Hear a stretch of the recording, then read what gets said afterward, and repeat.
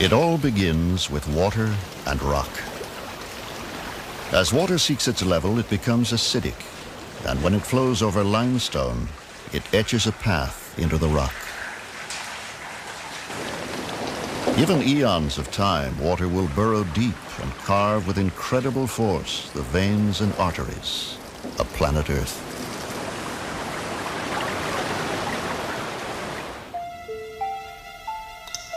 So the underworld of caves is born. And after torrents have done their work, patient drops do more wonders in 1 million years or so. Look now on a landscape no one dreamed existed just a few years ago. Here are bizarre and fantastic treasures that stun the eye and strain the imagination.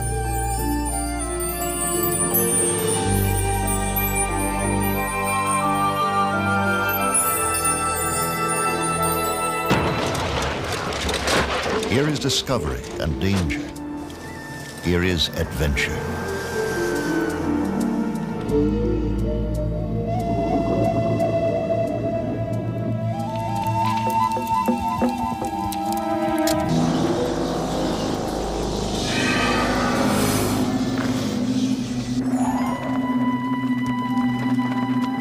In New Mexico, members of a National Geographic Society expedition explore the world's newest and most exotic major cave. They are following one of man's most ancient imperatives, to seek and understand the unknown.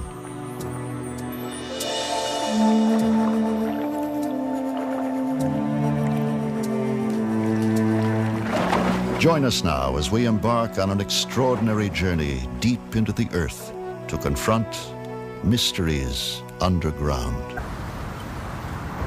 In the Guadalupe Mountains of southern New Mexico, an awesome giant has lain hidden for 1 million years.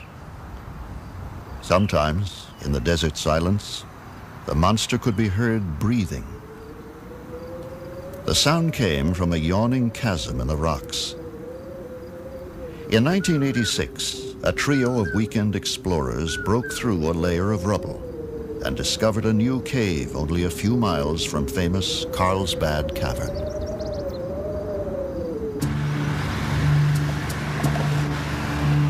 Although the cave entrance lay inside Carlsbad Caverns National Park, park officials allowed qualified cavers to explore it.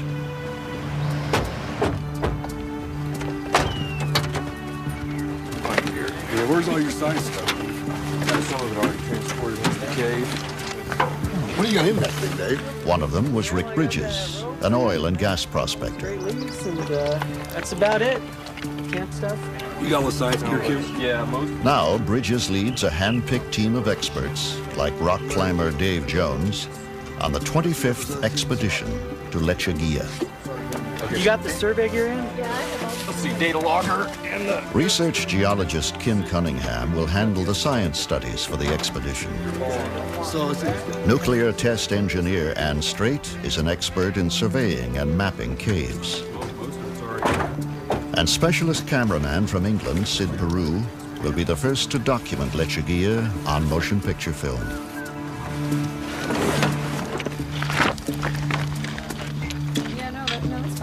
The journey begins with a deceptively ordinary hike. The cave is named after a desert plant that grows in this harsh, dry environment, Lechuguilla, Spanish for little lettuce.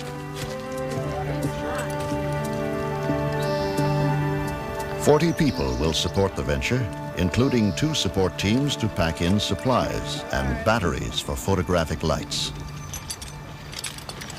On high up! We tend to have this feeling that the surface of the earth is the life of the earth, but we're just this small, thin little shell that we choose to call our world. And beneath it, there's an entire realm that we know very little about. And we can, if we choose, enter that realm, and we can and learn something from it. I will never go to the moon, but I can go to a cave that nobody else has been to and have that same elation of exploration and the sense that I've gone where no one's gone before. Bombs away. I would like to think that had I lived in another time, I would have been an explorer. You know, had I lived in the late 1700s, I would have wanted to know what was across the Appalachian Mountains. If I'd have been around when Lewis and Clark went to the coast, I'd have liked to have gone with them, you know. And I think most people that cave at this level and do this kind of exploration feel that way. Here, Bridges and his companions excavated to break into Lechuguilla for the first time. Now the entrance is protected by a lockable hatchway. Through this tiny aperture, the cave breathes, blowing air out or sucking it in to equalize with the barometric pressure above ground. Winds up to 60 miles an hour howl out of here, hinting at the vast underworld below. Today, this is Lechuguilla's only known entrance, and there may never have been another. For 1,000,000 years, this place has lain undisturbed. In a real sense, it is a primordial world, untouched by all but microscopic forms of life. En route! Whew, it's a long ways down. See you guys on the bottom. Dave Jones starts down the 150-foot pit called Boulder Falls. It was here that the first explorers realized what a vast place they had discovered. As you progress down, it gets steeper and steeper, and pretty soon you're free hanging, but your feet are still against the rock. And all of a sudden, you rappel by this little ledge, and there's no more rock, and there's nothing in any direction.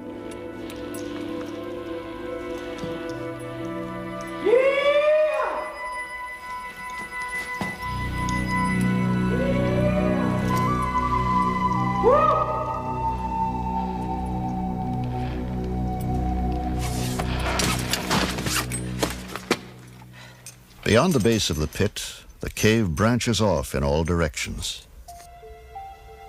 Only computer imagery can portray this labyrinth.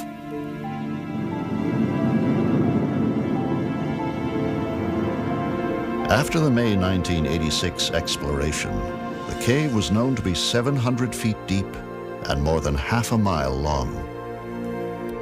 Today, the system totals 60 miles and plummets more than 1,600 feet. Twisting capillaries and veins pierce the earth in all directions. This is a gigantic maze in 3 dimensions, defying conventional ideas of direction and scale.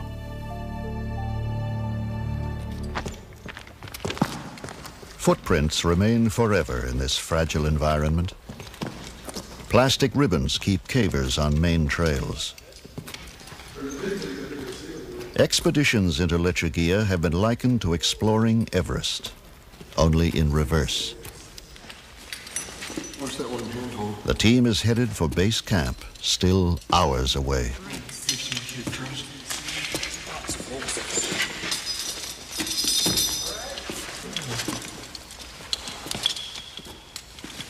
The trail leads on into inky blackness. Often they traverse chambers so vast, the cave walls are barely discernible.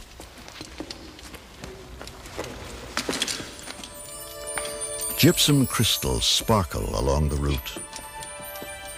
Now cavers encounter Lechuguilla's fantastic decorations for the first time. Helictites and gypsum flowers extrude from the walls, fragile gardens that have taken centuries to blossom, as minerals have been squeezed from the rocks like toothpaste from a tube. Beauty abounds. These jewels of the underground are exquisitely delicate needles of selenite.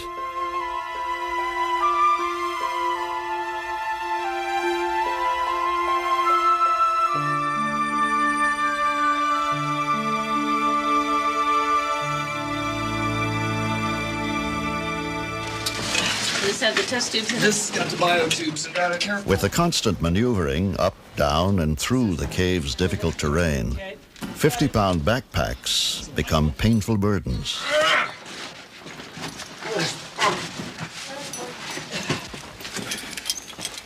There's a lower rift egg where we climbed out of Captain Hook's ladder. Always in Lechuguilla, danger is not far away. Okay, on 3, 1, 2, 3. In 1991, seasoned caver Emily Mobley slipped and broke her leg while working on a surveying expedition in the cave's western sector. 1.5 miles from the entrance, 900 feet below the surface, this accident would trigger the largest and most publicized cave rescue in U.S. history. That'll wait through the work. Mark's back.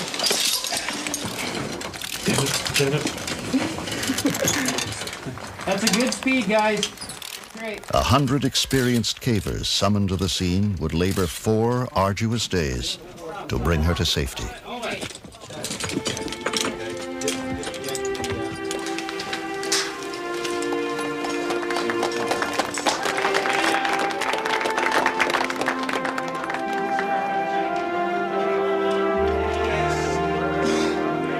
The bond of comradeship that unites the caving community was seldom more evident than during this emergency.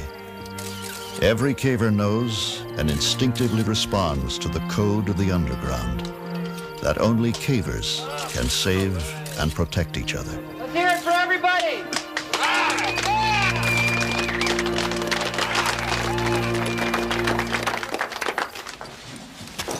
After almost 4 hours, the expedition reaches Lake Labarge, the first sizable body of water to be discovered in this branch of Lechuguilla. Beautiful. You know, one of the greatest sights in caving, eh? That's fantastic. This is Lake Labarge. Yeah. The Labarge borehole. It's easier now. Beautiful. On the road!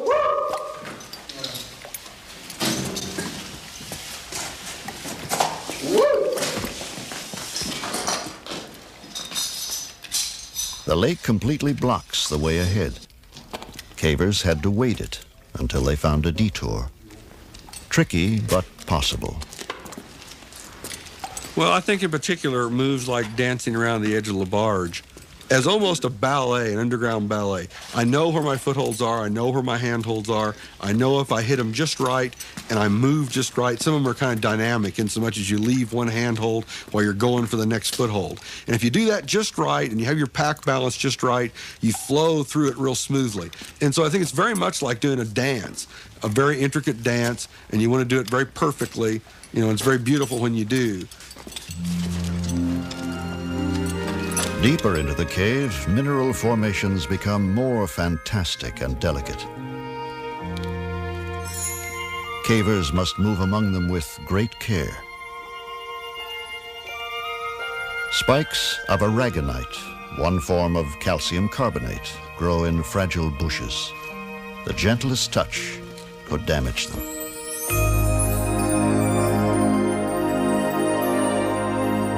There is infinite contrast here. The now famous Chandelier Ballroom is one of caving's classic beauty spots. Plumes of gypsum sprout from the ceiling, some as long as 20 feet. The most dazzling examples of their type ever found.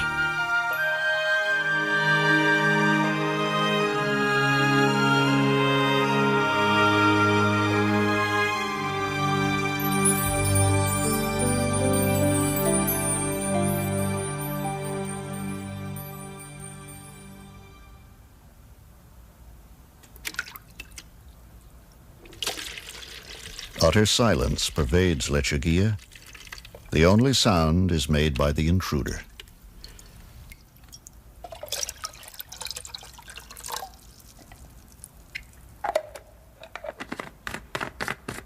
In the constant 68-degree temperature and high humidity, dehydration is always a threat.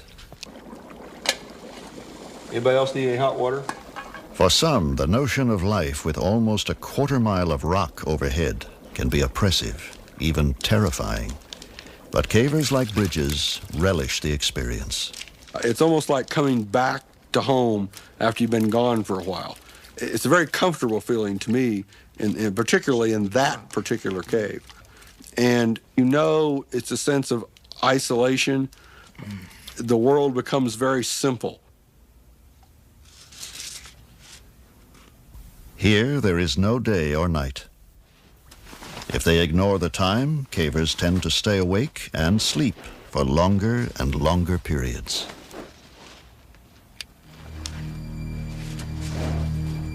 In Lechuguilla Cave, there is little evidence of life, but this is rare.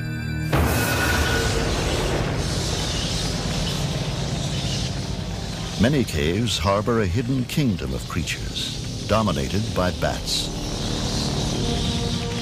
Bats thrive in darkness. They navigate not by sight, but by subtle patterns of reflected sound. Some caves are home to millions of bats, the greatest concentration of mammals anywhere. Their nitrogen-rich droppings, or guano, are harvested as a fertilizer. Large deposits produce a toxic gas, which can be lethal.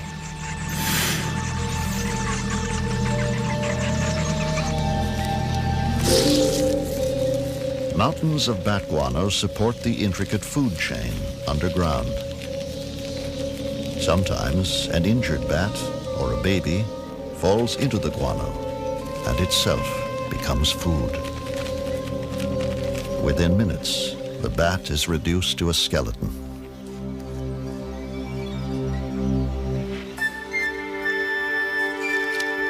Abundant underground, the cave cricket. Crickets spend much of their time gathering food outside their caves, but inside they perform a vital role as scavengers.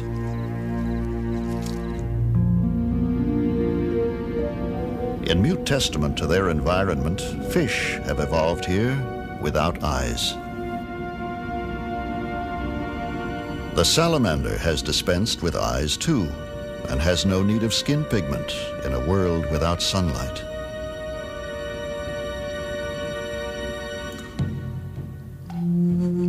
People have probably always found shelter in caves. Thousands of years ago, as much of the world still lay in the grip of the last ice age, prehistoric hunters left spectacular evidence behind them.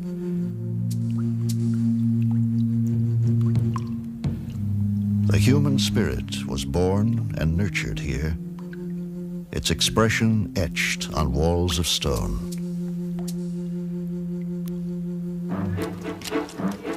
By the early 20th century, most people lived elsewhere, but science and curiosity drove some to explore deeper underground. Magnesium flares lit the way, filling dark voids with light. Geologists squeezed into subterranean chambers, seeking to understand their origin and structure.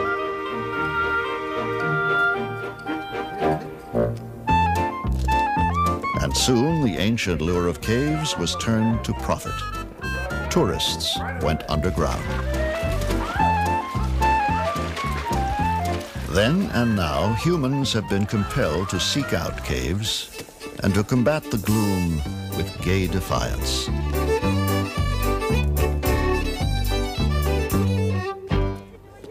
In the United States, New Mexico's Carlsbad Caverns was declared a national park in 1930.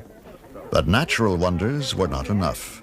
Carlsbad and other caves promoted all sorts of attractions, some a bit far-fetched. The time will come when some master musician in the Carlsbad Cavern will be able to create a symphony in stone.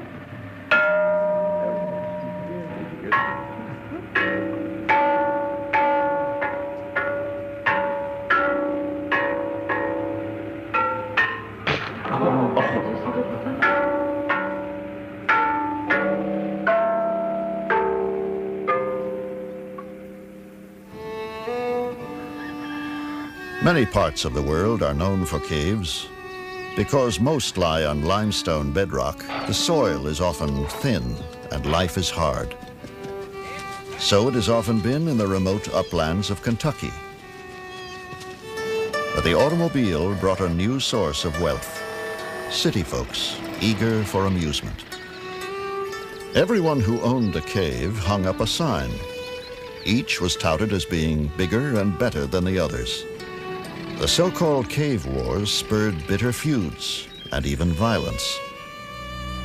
Crystal Cave belonged to the Collins family, but it was too far from the beaten path to prosper. 37-year-old Floyd, one of the Collins boys, was determined to find a cave closer to the highway. He set off alone on a cold winter morning in January 1925 and squeezed into a narrow, twisting crack in the earth never before explored. 100 feet or so into the tight passageway, Floyd dislodges a rock that falls on his leg and pins his left foot.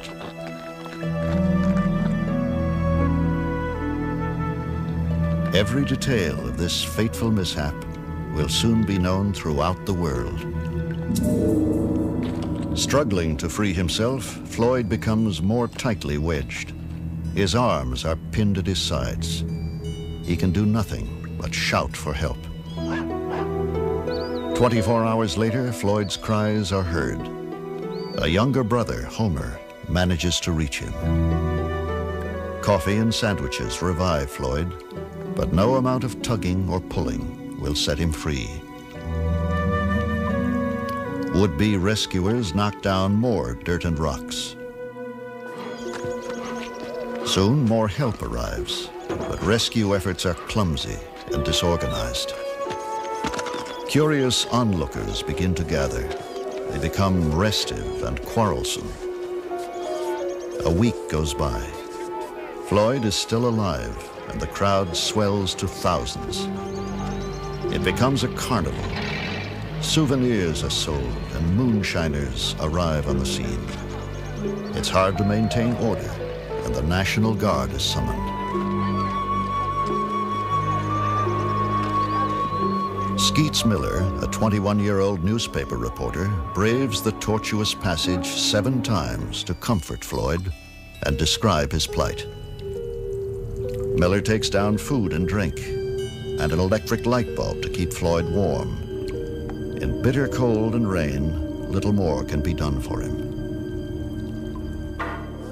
When a cave-in blocks the passage, a rescue shaft is begun. People all over the country join Floyd's family in prayer.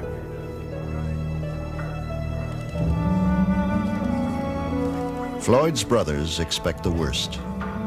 Rescuers finally reach him on the 18th day. It is too late. Floyd has been dead for some time. The crowd goes home. The public is soon interested in other things. It takes 2 months to recover the body. The rock that trapped Floyd was not a boulder, but a mere 27-pound stone, shaped like a leg of lamb. His death left a legacy of fear of the dark, mysterious underground that haunts many to this day.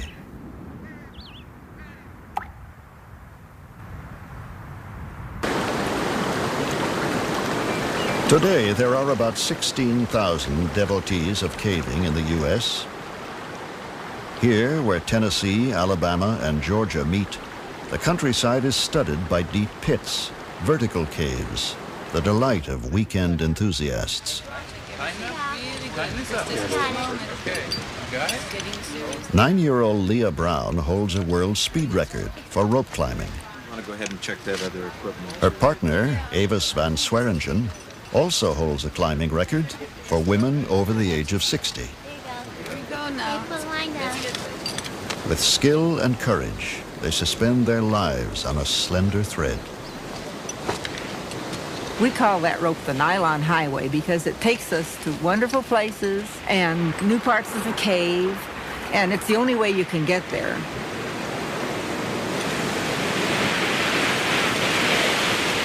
If I'm the first one down a drop, and I have been the very first person to ever go down a drop, if we can't really tell if the rope reaches the bottom, the person who goes down first wears their climbing gear too, so that you can put your climbing gear on the rope and come up.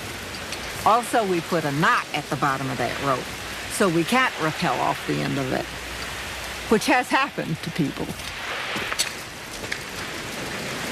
I like the deep pits because when they're deep, you get to go fast more. That's why I like the deep pits. Because the short ones, you don't get to go fast very long. The first time I did it in a pit, it was only a 90-foot pit. And I didn't get scared. I don't get scared very easily. I like going fast. When I go down fast, the floor is real tiny and then it starts getting bigger and bigger. And I like to watch that.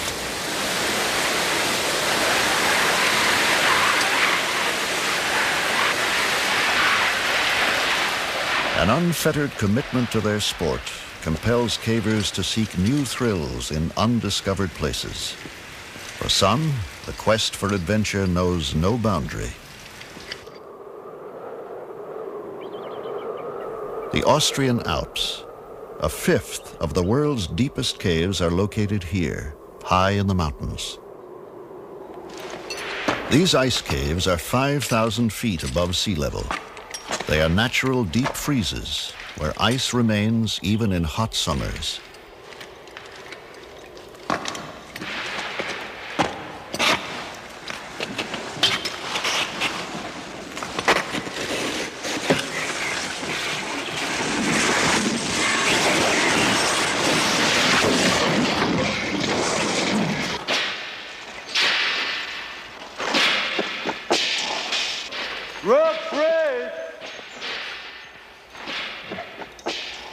Here, geological time is condensed. We can witness the growth of ice formations in short periods of months or years, which in their stone counterparts would take centuries.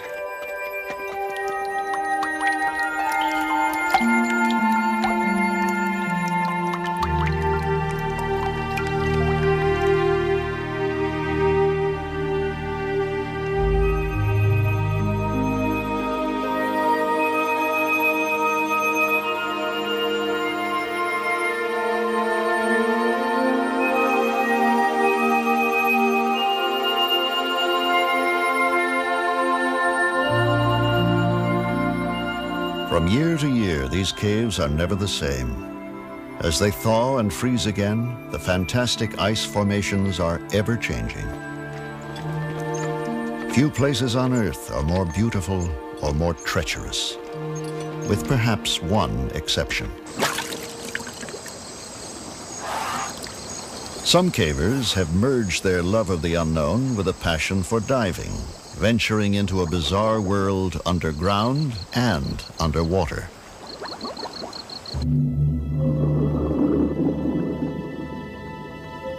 Originally formed above sea level, these caves became submerged about 10,000 years ago as the last ice age retreated.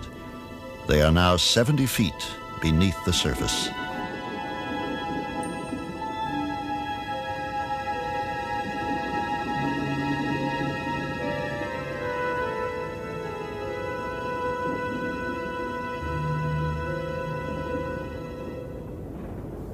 Underwater caves are death traps for the inexperienced.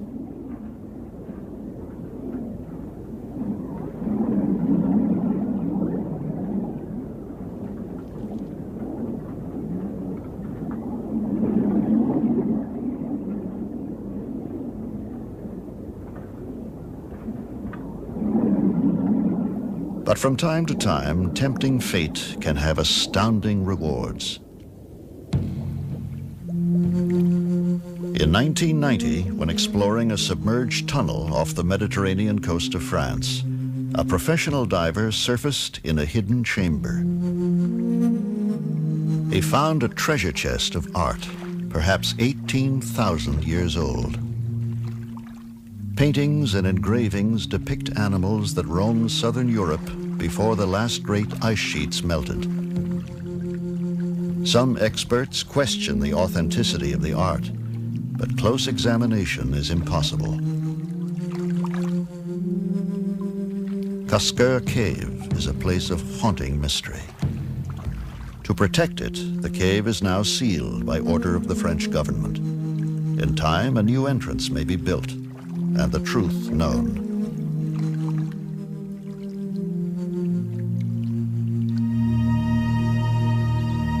An expanse of sinkholes and depressions pockmark south-central Kentucky, where, beneath the surface, the limestone is riddled with caves. They are everywhere, an integral part of the landscape. This is Floyd Collins country, and the contest to attract the tourist dollar still rages on. The star attraction is Mammoth, the world's longest cave. A national park since 1941, the cave now draws more than 500,000 visitors a year.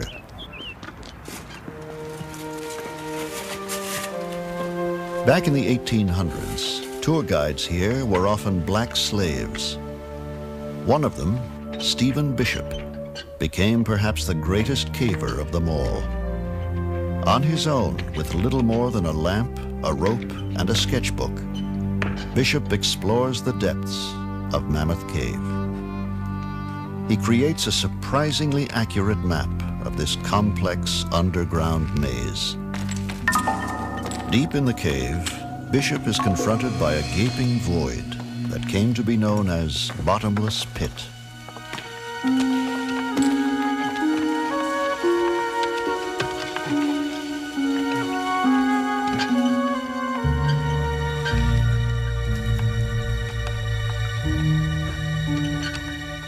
Beyond, Bishop explores regions that had never been visited in his time. But in these remote reaches, he finds evidence that someone has preceded him.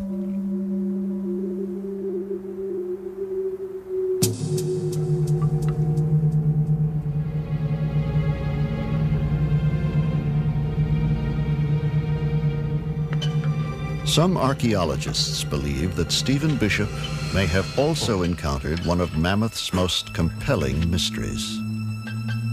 Trapped under a boulder are the ancient remains of a human being.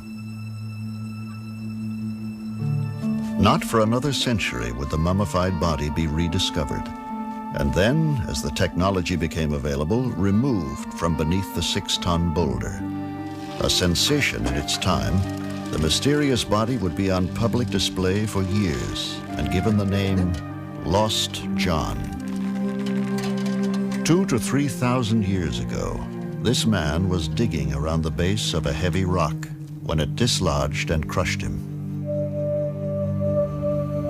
What was he doing here? How did he get here? No one believed that ancient humans could have ventured this far into the forbidding depths of Mammoth Cave. Today, new evidence helps to answer these questions. Archaeologist Ken Tankersley has spent years investigating the traces of ancient humans in Mammoth. Armed with cane reeds collected near the park, Tankersley simulates the methods prehistoric explorers would have used here.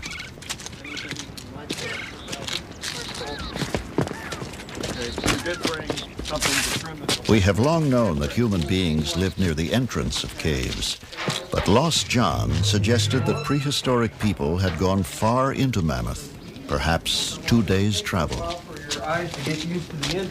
Was this possible? At first, Tankersley himself had doubts. I'm always amazed when I think about what it takes for us to go into a cave. We wear a hard hat, we wear our caving lamp, whether it's electric or carbide, and we carry 2 sources of backup light. We wear enough clothing to ward off hypothermia.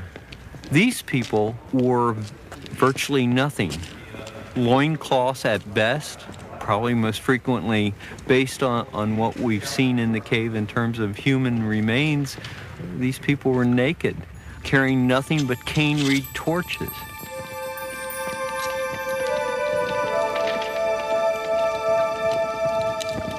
The reed torches were the only light source available to ancient humans. They produce surprisingly efficient illumination and conjure ghosts from the heavy shadows.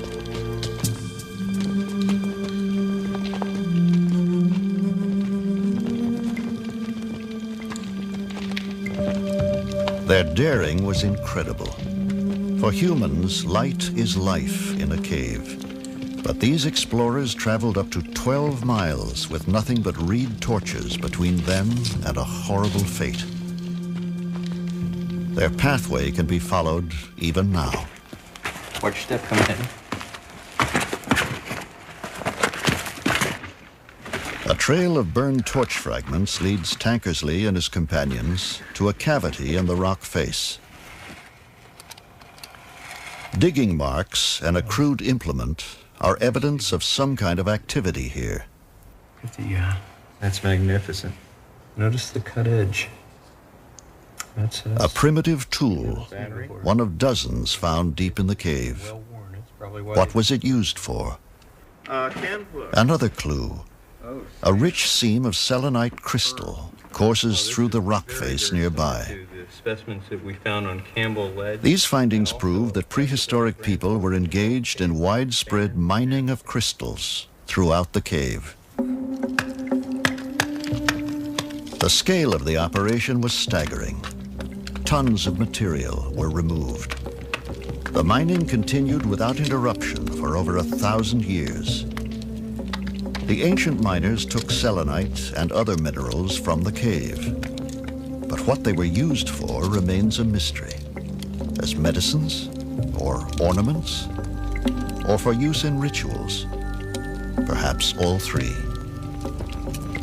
Just as mysteriously, around the time of the birth of Christ, the mining suddenly ceased. As yet, no one knows why. All that remains is abundant evidence that they once were here, driven by needs and desires we may never understand. To our right down below is the famous bottomless pit. For many, many years, lights were not sufficient to reach the bottom. Visiting Mammoth today is a journey through time. Imagine. But as they are guided along comfortable tourist trails, few visitors can imagine the tortuous passageways that lie beyond them. Not knowing the true depth of the pit, or what lay on the other side. Reaching the other side, they were surprised to find an avenue over there and more cave. This opened up the doorway to the vast unknown mileage that we call Mammoth Cave. Mammoth Cave Ridge skirts the Houchins Valley. On the other side, beneath Flint Ridge, lies another cave network, once shrouded in mystery. Here, 40 years ago, one of the great exploits of cave exploration began. In the 1950s, a group of weekend adventurers began an intensive probe into the secrets of Flint Ridge. There had long been talk of a vast underground system that might link all the caves in the area. It began as an exciting pastime. It became a grueling obsession. Over the years, hundreds of men and women took part. There were untold yards of muddy crawlways. There were pits and crevices and mazes from which there seemed no escape. Flint Ridge developed its own colorful place names: the Corkscrew, Shower Shaft, Agony Avenue. But the cave grew until Flint Ridge alone was pushed to nearly 90 miles. And if it could be connected to Mammoth, then this was the underground Everest, by far the longest cave in the world. In the summer of 1972, a team entered Flint Ridge to probe a tantalizing passage that led toward Mammoth. It took 7 hours to reach the end of the known passage. Then they tackled what would be called the tight spot. It seemed impenetrable.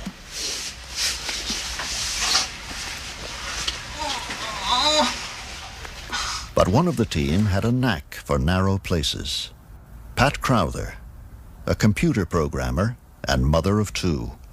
Well, it never occurred to anyone to try to go through that place. It was a crazy place to even think that you could get your body into. The tight spot was a very tiny vertical crevice out the bottom of a small indentation in the floor. And if you just casually looked down into the hole and saw that crack, you would say no one could possibly fit in there. Somehow, Crowther squirmed through. 6 weeks later, miles beyond where anyone had gone before, a chilling but significant discovery was made. In a mud bank were the initials PH, scratched there by Pete Hansen, a long-dead tour guide.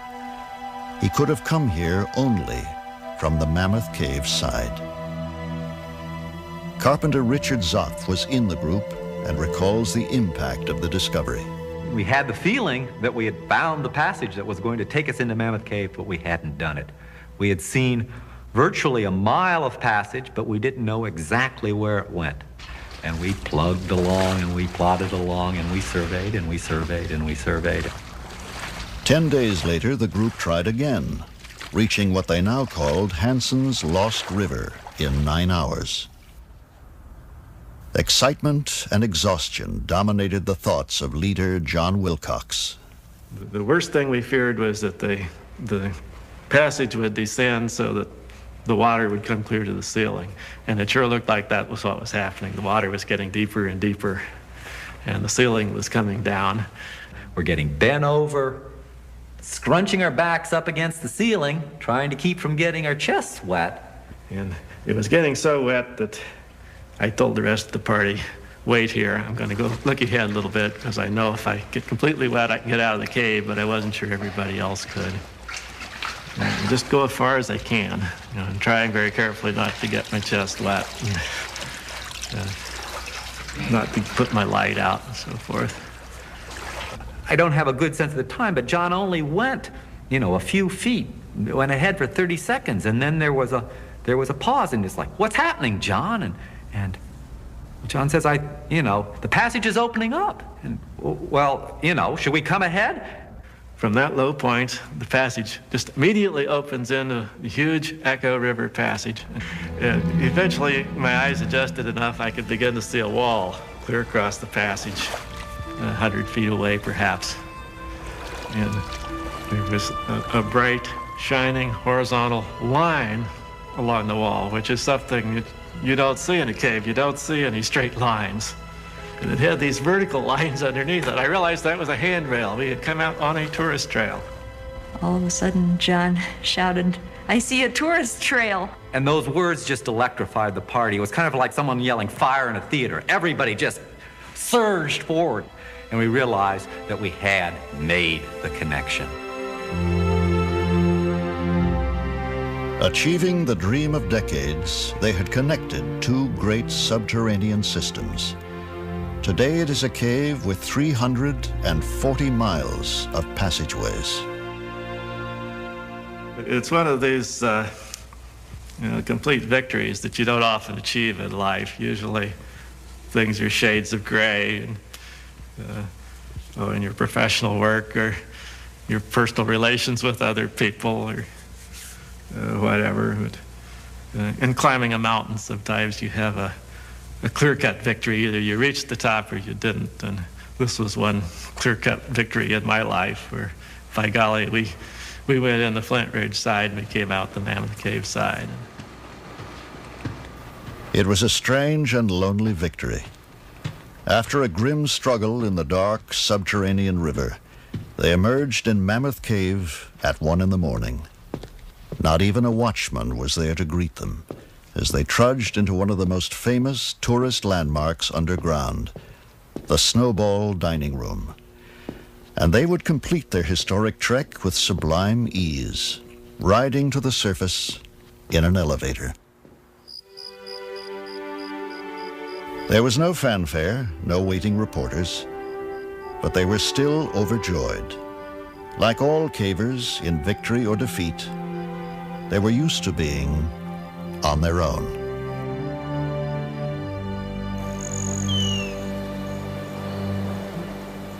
Beneath the New Mexican desert, the National Geographic expedition to Lechuguilla begins its second week underground. The cave's beauty is now legendary, but there is more to discover here. High on a hill deep within the heart of the cave, a mystery unfolds. Sulfur is prevalent here and in other regions of the cave. And tiny bacteria are found in these deposits, along with fungi that feed on them. In turn, the bacteria may feed on the sulfur, thriving in eternal darkness. Evidence indicates an unusual genesis for Lechuguilla. As hydrogen sulfide rose from below, it mixed with oxygen in water or air, forming sulfuric acid. This potent chemistry gradually ate through the limestone, creating the cave from the bottom up.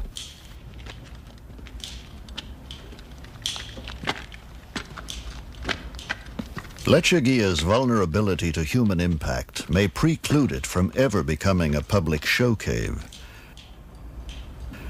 A profound respect for the cave is shared by most cavers and severely enforced. Special shoes are worn for traversing formations where boots may mar exquisite flowstone.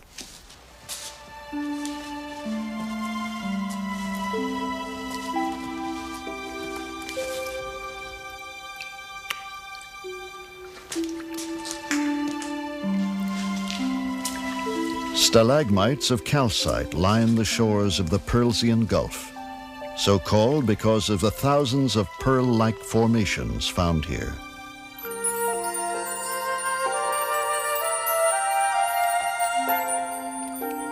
Looking like fried eggs, this kind of cave pearl is built up from calcite in the water. Another variety of cave pearl forms when a single grain of sand becomes coated with calcite. Over time, the relentless dripping of water swivels the grain, and the coating becomes thicker, like the creation of a pearl in an oyster.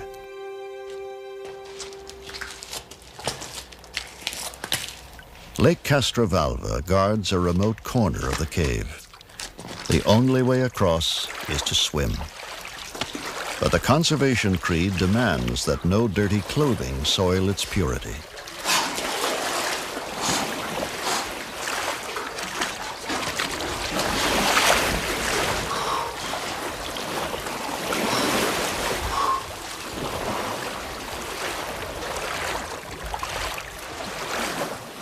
The air and water temperatures are the same year-round, 68 degrees.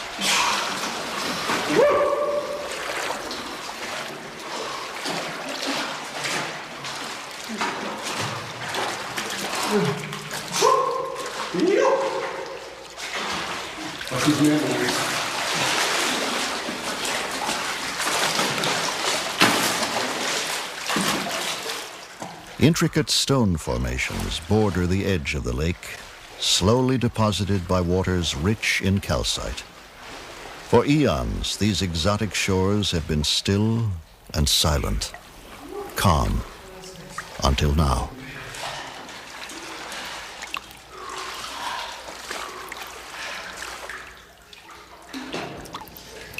Light on the station.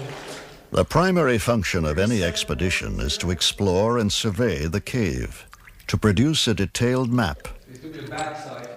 Keeping accurate records is virtually a religion for modern cavers. 239.5. It's what separates them from earlier, less responsible explorers underground. +4. +4. Finding something new is the first great thrill of caving. The second comes later, finding the way out. Each night, the latest survey data are typed into the computer to produce an updated map. At the same time. Yeah, it's fairly coarse. The ancient skeleton of a ring-tailed cat. Kim Cunningham examines one of the riddles of Lechuguilla. But it's a mystery. I mean, altogether, it's a mystery how he got down here. We're 1,000 feet below the surface. Many vertical pits and long passages to get here, so He was a heck of a caver. He's evidently died right on the margin of this old pool system here, so I would imagine possibly he was alive when he was down here, came to the pool to drink, only source of water he could find. And maybe the mineral content was very high. It was not a good pool to drink from, and that may have been what killed him. The only problem with these units is the amount of trash. The amount of carbon dioxide in the cave atmosphere is measured. If the level down here is the same as on the surface, it could indicate other openings yet to be discovered. Somewhere within the cave's vast system, the air is being disturbed. There is noticeable movement. Still, Lechuguilla refuses to yield its secrets easily. It remains alien and strangely beautiful, a landscape from another world.